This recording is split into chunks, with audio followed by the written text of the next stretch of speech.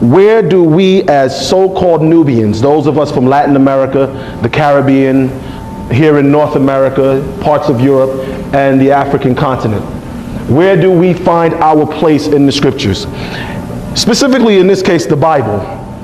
We all know that King James, or the Roman Catholic, or the Greek Orthodox with the Septuagint, the Catholics with the Latin Vulgate, King James, the Anglican Bible, many have stepped in with their translations, interpretations, and their own opinions on records that actually predate European development, predate the so-called civilization of the European continent. And they make it seem that we as Nubian people, Nubian Melaninite, or Africans, or Latino, or Caribbean, or whatever we call ourselves today, as if we were converts to what's now being called Judaism, or what's now being called Christianity, or in some cases, what's now being called Islam. In this video, we take a look at Africa's relationship with the Bible and Black people's involvement in Bible stories, which has been hidden by white superiorists. Everything in the Bible is whitewashed, including Jesus Christ, who has been portrayed as white. But in this video, this Reverend Minister by the name Reverend A.J. Varma talks about Black people's involvement in the Bible, biblical places that are located in Africa, and the significance of Africans in general, or Black people in general, in this biblical history. So let's watch the video as he explains further about these and exposes all these hidden secrets. Then we'll come back here and discuss further about it. But before we watch the video, if you haven't yet liked this video, kindly like the video and also subscribe to the channel. Let's watch the video together. So today we're going to go into the scriptures to see this Bible as we hold it today, the King James Version or translation. Does it in the English as well as specifically in the Hebrew, does it in fact show or mention we as a people, as Melaninite people, having an existence and in a direct influence on this book or these books or these scriptures or these religions and opinions?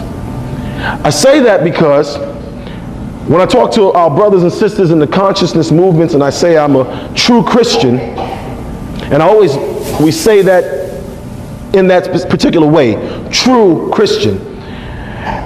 We say that because we want to make sure that it's a difference between just saying I am a Christian and I am a true Christian. And when I say true Christian, we use the word Christian. You're going to hear some words today. We're going to define, and then we're going to show you these words in the Bible. If you have a pen and paper, we do ask that you please take it out, take notes, ask questions. Christian, say that word for us, everybody. Now, this word, we were taught that when I went to church as a boy, I went to Catholic school, St. Raymond's in the Bronx in New York. And then while there, I was taught that Christian as a word was something that the disciples of an individual that the world has come to call Christ, they were called in a place called Antioch, according to the books of Acts. That the disciples went to this place called Antioch, and when they got to Antioch, which is at the time in a place called Syria today, okay? And when they got there, the people there who were worshiping Syrian gods and certain Syrian doctrines, like the Sabian teachings, referred to them out of disrespect as Christian. And that word comes from the Greek Christos, and it means refuse, R-E-F-U-S-E, to refuse, or something refuse, something you throw away, something to be discarded, something to not be appreciated.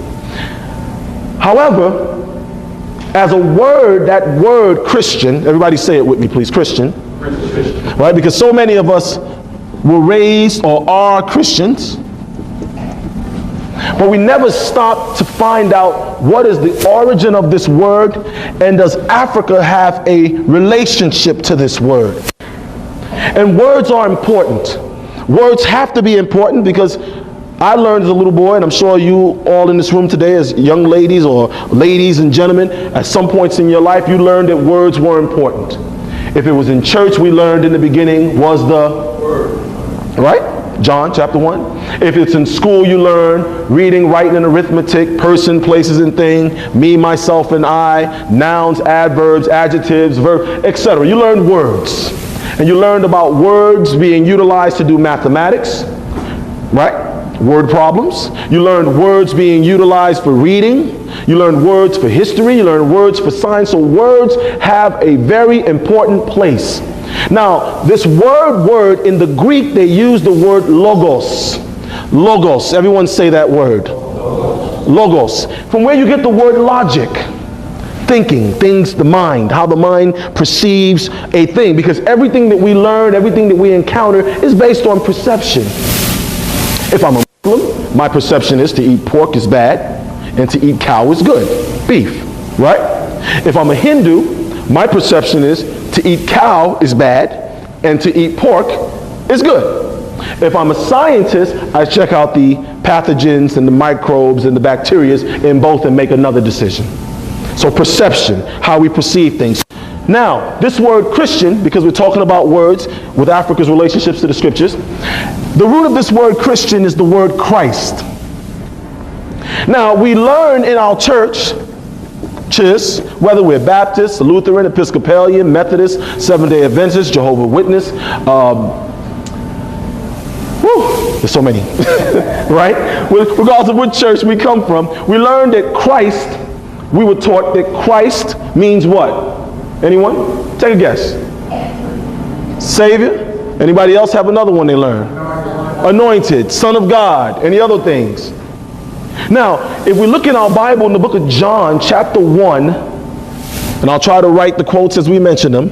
John chapter 1, verse 41, and please excuse me for having to turn back to you. In John chapter 1, verse 41, we read that he first findeth his own brother, and this is speaking about Andrew. Andrew's supposed to be one of the disciples of Christ. It says, Andrew first findeth his own brother, Simon Peter, and says to him, we have found the Messiah, which is being interpreted the Christ. This is in the King James Version. I have a Bible. If you need to see it, I'll pass it to you. Which is being interpreted the Christ. So this name Christ, by that quote, John chapter 1, verse 41, is it his name or is it an interpretation? It's an interpretation. Now, of course, you say, well, Rev, why is that so important? It doesn't matter. In the beginning was the, and the Word was with, and the Word was. That's the way it's translated, right? So it's important because I want to now ask the question, well, who, what, when, why, and how, who was interpreting this name, Christ? Was it the disciples? Couldn't have been, because he just said, we have found the Messiah, which is being interpreted the Christ. So the disciples, being of the house of Judah and the house of Reuben or the house of Benjamin or the original Israel, and I didn't say Israeli. I'm going to show you in the Bible where they're both in there. See, because somewhere along the line, we as Africans of the diaspora don't understand that words and logos and language is important. So we think when we hear Israeli, say Israeli, and we hear Israel, we think we're talking about the same thing. We think when we say Ishmaeli, say Ishmaeli, and Ishmael, we think we're talking about the same thing. We think when we say Midiani, and Mitani, that we're talking about the same thing, but history, his history, says, no, we're not. You see, when we say Israel, and we use it this way, Israel,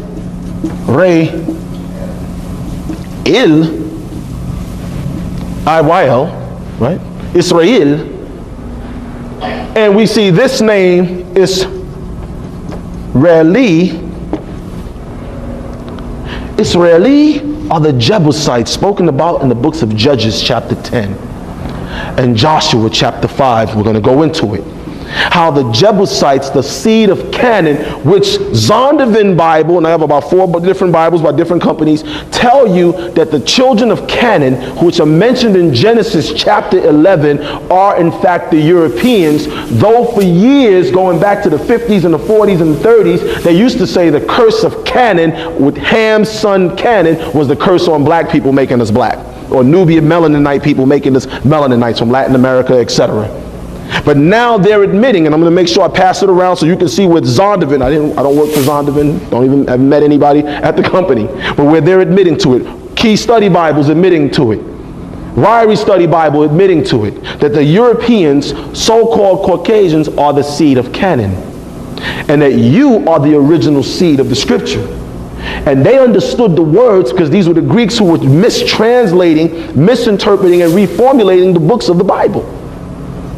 The very word Bible, they understood the word Bible as being biblos in the Greek. And they said biblos papyri. And that word papyri is papyrus, sun paper, the papyrus reeds of ancient Africa. Notice I didn't say Egypt.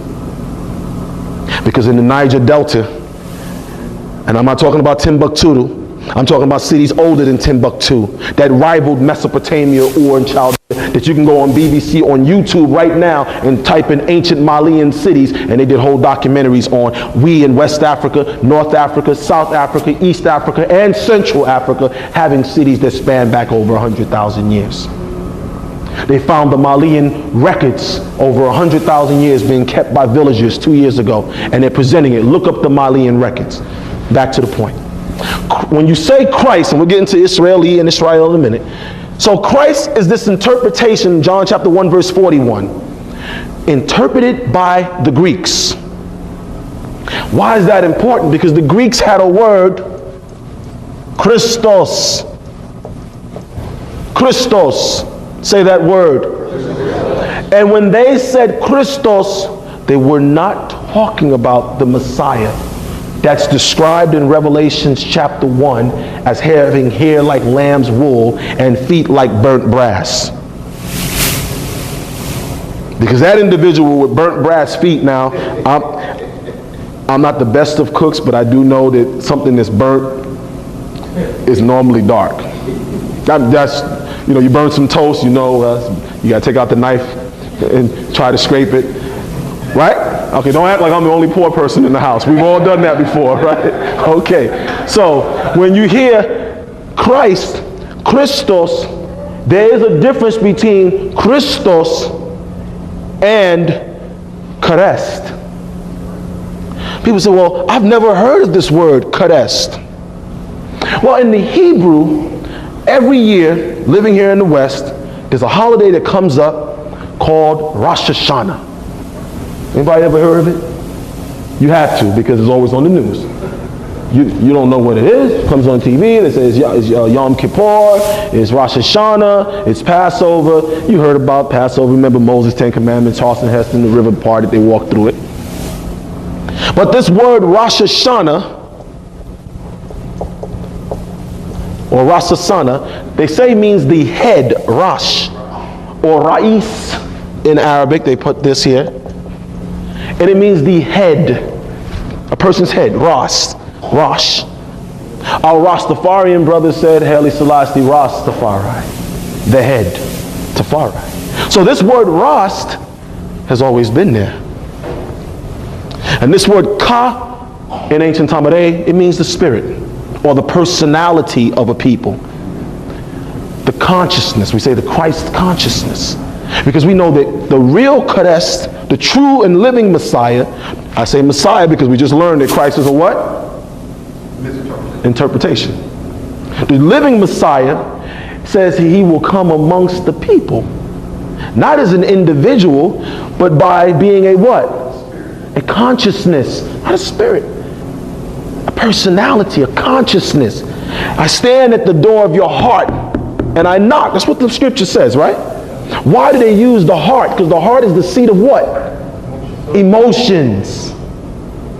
And your emotions it's a direct reflection of your personality, how you respond to something. Your reactions to things are how you think.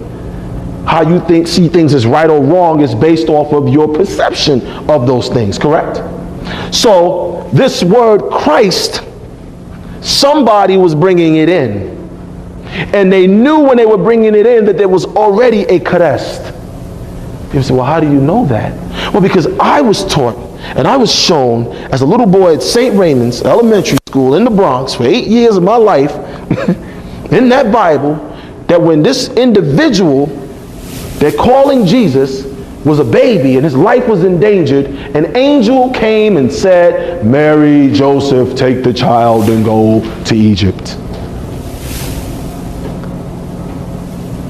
But the last time I checked, Egypt is in Africa.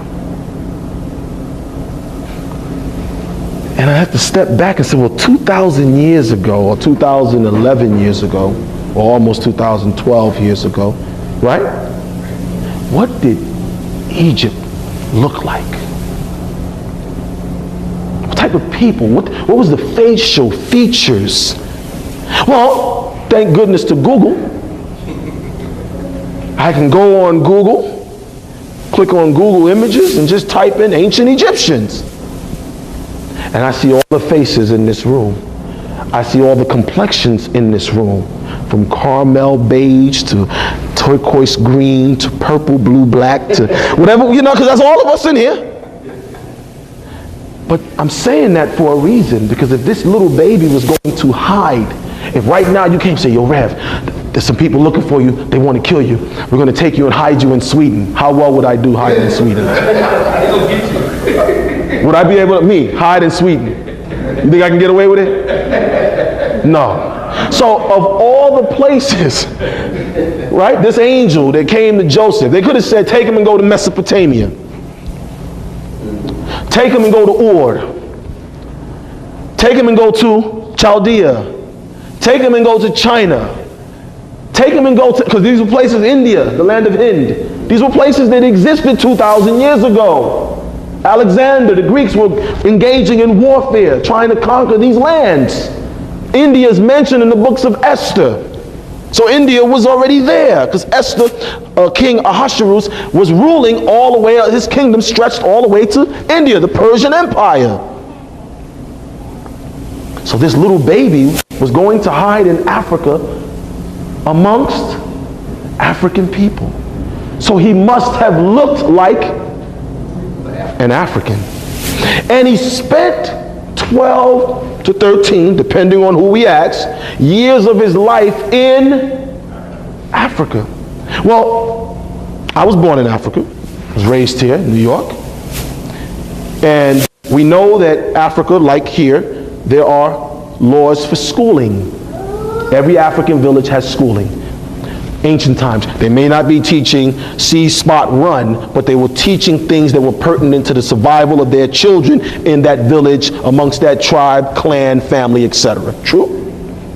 So what was this little baby learning for 12 or 13 years in Africa?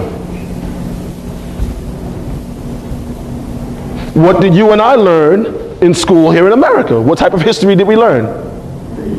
American history. What type of religion did we learn? Americans' interpretation of religion. What type of science did we learn? Because if I go to China, what the children in China are learning as far as science differs. I lived in London for almost 2 years. What the children in London learn as far as their science classes differs, because different textbooks by different companies have different results on the minds of the children. So this individual, this baby, is in Africa learning for 12 or 13 years African education, the African Board of Education. And then came back, according to what's written, to Jerusalem, and was teaching and speaking something that the Pharisees, the Sadducees, the Romans felt threatened by in Jerusalem. Now we're going to go into everything I'm saying. I'm going to give you the quotes in a minute. I'm just touching on it. Where in Jerusalem the Jebusites did rule. And the children of Israel, the Nubian Melanonites, could not push them out. And this is why Seti David, or David, Seti David, and I say Seti because David's kingdom, Judea, was built in the south. The name Seti means southern one. His title, like king, ruler, was Seti. His name was David. And they built their kingdom south, which was going down the Nile. We're going to get into that. So, we have Christians, say that for us. We have Christ. We have Christos.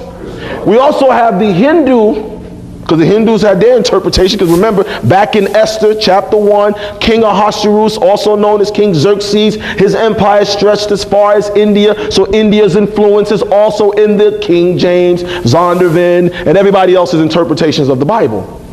But when we go amongst the Hindus, they have Krishna.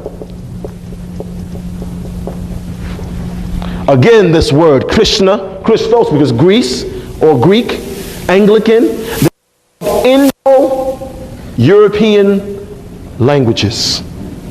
They come out of the everybody, you learn about it in school. If you haven't, just type it online. A list of Indo-European languages. The very word in English, father, comes from the Greek Petr, which comes from the Hindi or Sanskrit Petr. Welcome back. So in this video, we took a look at black people's involvement in biblical stories, which has been hidden by white superiorists, and also places that are mentioned in the Bible which are in Africa, signifying that Africans were truly involved in biblical stories, or the Bible was written about African people. But everything in the Bible has been whitewashed, and it is portrayed as a white book. Even the main character, Jesus Christ, that we all worship, has been portrayed to be a white man. Meanwhile, on the contrary, he is in fact a black man and not a white man. So this preacher by the name Reverend A.J. Varma talks about black people's involvement in these biblical stories and these ancient biblical cities that were mentioned in the Bible, which are in Africa. Now, many ancient African nations were mentioned in the Bible. Now, these include nations like Egypt, Ethiopia, Libya, and other nations. Now, significant among them was Egypt, which was mentioned several times in the Bible. Now, Egypt was a place of refuge for a lot of biblical figures, including Jesus Christ, Abraham, and that of Moses. A lot of these Bible stories happened in the land of Egypt. Talk about the famine, talk about all those stuff that happened in the Bible. It happened in the land of Egypt. Now, when Jesus Christ was born, the angel of the Lord appeared to Joseph and Mary and then told them to take the child to Egypt. So Jesus Christ was taken to Egypt. Now, over here, this Reverend Minister makes a very deep revelation in the sense that he says that if Jesus Christ was hidden in the country or taken to the country of Egypt at that time, it must imply that Jesus Christ was just like the people of Egypt. The people of Egypt are black people, so definitely if Jesus Christ was taken over there to be hidden over there, he must also appear or look exactly like them. Because you cannot take someone who is of a different personality to them and then hide such a person or keep such a person within or among them. So this goes to confirm that Jesus Christ was actually a black person. Probably not so dark, but definitely a black person. That is what he stated over here. And the Bible talks about a lot of biblical figures who are also black people. So Jesus Christ grew up in Egypt, that is in Africa. He lived in Egypt for about 12 to 13 years, as we all learned in the Bible. If Jesus Christ lived in Egypt from 12 to 13 years, it means he learned things about Africa. Things that were taught at that time in Egypt were the things that he learned. With regards to, let's say, science, religion, and any other area of life, he learned about things in Africa. Let me know what you think about all these in the comment section below. Share your general thoughts and opinions about this subject in the comment section below. Also, don't forget to share this video to your friends and your families on other social media platforms like Instagram, WhatsApp, Facebook, X, and other social media platforms. Also, subscribe to the channel. Just click the subscribe button down here. Click on the subscribe button.